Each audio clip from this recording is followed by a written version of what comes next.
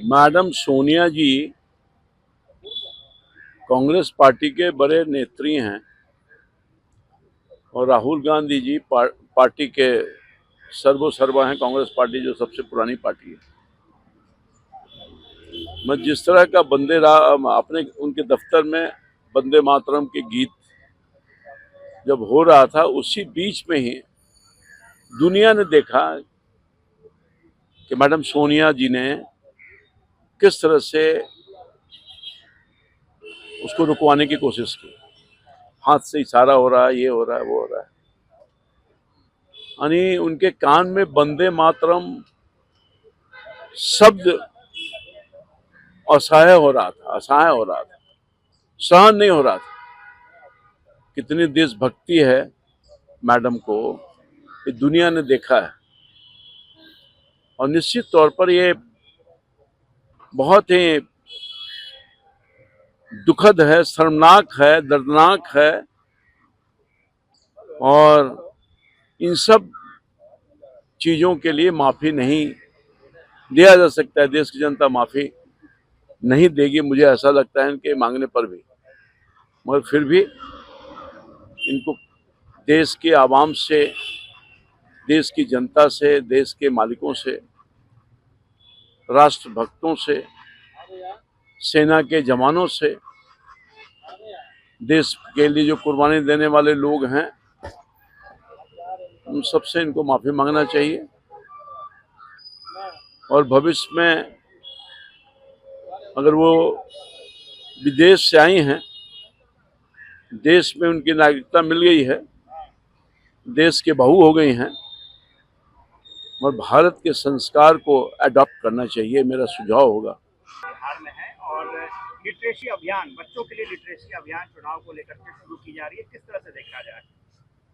मुख्य चुनाव आयुक्त ज्ञानेश जी आए और बिहार में पिछले दिनों जो मतदान हुआ उसकी प्रशंसा की, यहाँ के लोगों की प्रशंसा की। अब वो बिहार के विभिन्न क्षेत्रों में जा रहे हैं, क्योंकि आने वाले 2029 में चुनाव फिर होने वाले हैं। वैसे बच्चों को चयनित कर रहे हैं अवेयरनेस जगाने के लिए, ताकि समाज में वो बच्चे जाकर के वोट की अहमियत को समझाएं लोगों को। नहीं तो मतदान का जो प्रतिशत है वो कम हो रहा है।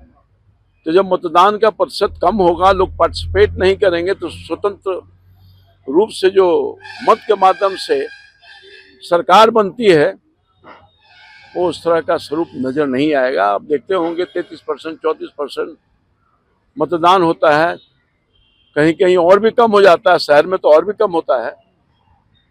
तो वो सही चुनाव नहीं हो पाता है।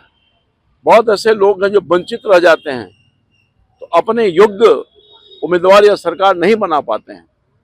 तो इसलिए ज्ञानेश जी को चिंता इस बात की है। और स्वाभाविक तौर पर लोकतंत्र में जनता का एक बड़ा मत होता है।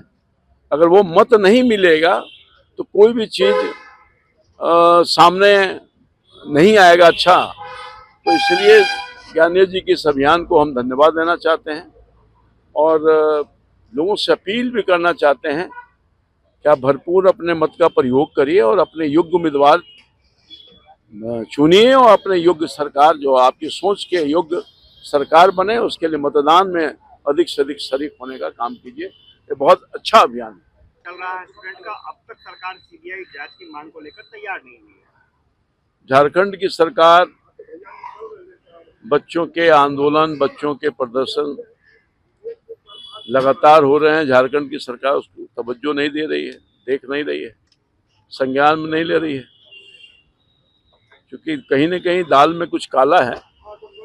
इसलिए सीबीआई की जांच जो उनके मांग है देने को तैयार नहीं है।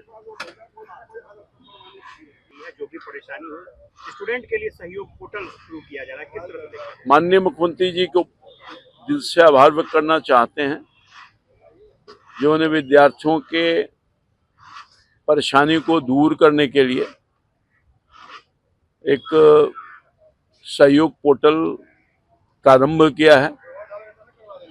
कोई भी विद्यार्थी को किसी तरह का कोई दिक्कत है, समस्या है, उस पोर्टल पर अपना कंप्लेन दर्ज करा दें और 20 दिनों के अंदर निष्पादित हो जाएगा। अगर वो निष्पादित नहीं होगा तो जो संबंधित अधिकारी हैं उनके खिलाफ कड़ी कार्रवाई की जाएगी। तो मैं समझता हूं कि माननीय मुख्यमंत्री सम्राट चौधरी जी का बच्चों के लिए एक बहुत बड़ा उपहार है, जिससे बहुत बच्चों को मदद मिलेगी। सामने एक हादसा हो गया है, भगदड़ की स्थिति रही, क्योंकि सोमवारी भी चल रहा है, 7 लोगों की मौत हो गई है और कई घायल हुए। किस तरह से देखते हैं? लखीसराय के अशोक धाम में भगदड़ की वजह से 7 लोगों की मृत्यु हो गई। अत्यंत ही घटना दुखद है और गंभीर है। मैं सबसे पहले उन मृतकों को श्रद्धांजलि अर्पित करता हूं जिनकी जान चली गई। उनके परिवार को सांत्वना है मेरा। इसकी जांच होनी चाहिए, सरकार जांच भी करेगी, गंभीर मामला है। जो लोग भी इसके लिए दोषी होंगे सरकार उसके खिलाफ आवश्यक कार्रवाई करेगी। तमाम मामला बड़ा कष्टदायक है। सरकार से मैं आग्रह करता हूं कि जो मृतक हैं उनको उचित मुआवजा भी देने की कृपा करें। आपके राज्य की खबरें, आपके शहर की खबरें सबसे पहले जानने के लिए देखते रहें अमर उजाला। चैनल को सब्सक्राइब जरूर कर लें और पाएं हर अपडेट।